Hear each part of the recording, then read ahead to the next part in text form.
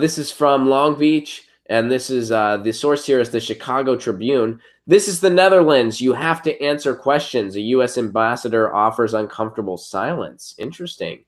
Peter Hoekstra, the newly minted U.S. ambassador to the Netherlands, held his first conference with the Dutch media at his new residence in The Hague on Wednesday. It did not go well.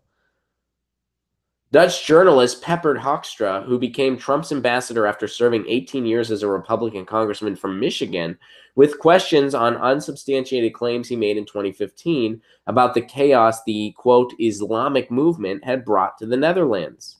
There are cars being burned. There are politicians that are being burned, he said at a conference hosted by a conservative group.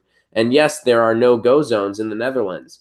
The comments have been widely described as inaccurate and reflect certain conspiracies about Sharia law that crop up in some circles of the far right in the West. When pressed by the Dutch reporters, Hoekstra declined to retract the comments or give specific examples to back them up.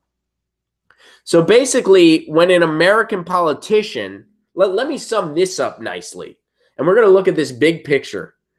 When an American politician is in a country where where reporters are actually able to do their jobs, maybe because they're not bought out by corporations, the way our corporate media is here, and those are the only reporters that get access, they don't know what to do because they are so used to not being held accountable for anything. Remember in the White House briefing room when Donald Trump said, or no, well, it wasn't Trump. I think it was it Scaramucci at the time?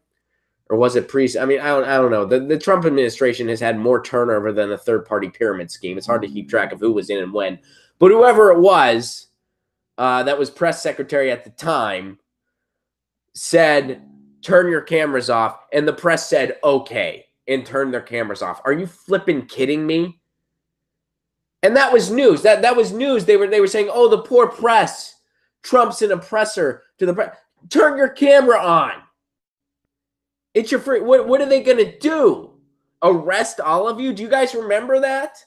And remember how they painted that story as if like they basically said, hey, we have a press that will not do their job if they're just asked nicely by the powers that be to not do their job, because that's who they actually serve. Not you, not me.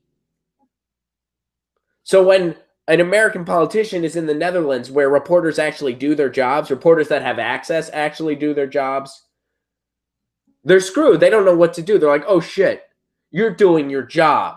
You're holding me accountable. In fact, after saying he would be revisiting the issue, he simply refused to answer the question at all. But the reporters were not done with the line of questioning yet. Instead of moving on, another reporter would simply ask a variation of the question again. Everybody there had one question. That crazy statement you made. Are you going to withdraw it? We were not getting answers. So we kept asking it. If you're truly an honest and wise man, could you please take back the remark about burned politicians or name the politician that was burned in the Netherlands? An uncomfortable silence followed. Thank you, Hoekstra said. That's not an answer. Excuse me, I asked you a question. Another journalist jumped in. Mr. Ambassador, can you mention any example of a Dutch politician who was burned in recent years? Again, silence as Hoekstra stared around the room. Because without somebody telling him what to do, without a reporter that would give him a pass, he was just a squirming worm. Wow, what a pathetic excuse for a human being. This goes into what we were talking about. This is a sad, thoughtless, integrity-less person who is just, data is just put into their head, they spew it out, and they take their donor money. That's what they do. And they can get away with it in the United States because we don't have a media that holds them accountable. So they go to another country where the reporters do their jobs, and they are like a deer in headlights. They don't know what to do. Wow. An official just blankly, hey, you made these statements, they weren't true. Are you going to retract them? Nothing. Nothing to say. The biggest lesson of this story is how pathetic our media is. Because people like this Hoekstra fellow, who's been a Republican for 18 years, who's been floating around the political arena like a floating turd in a toilet, has been lurking for all these years because nobody holds him accountable. And he's used to a world where he can just lie unchecked whenever he feels like it. Whenever he wants to, he'll just make up whatever he wants and nobody cares. He goes to a country where reporters are able to do their jobs because they're not bought out. They're not paid for. And he can't handle it.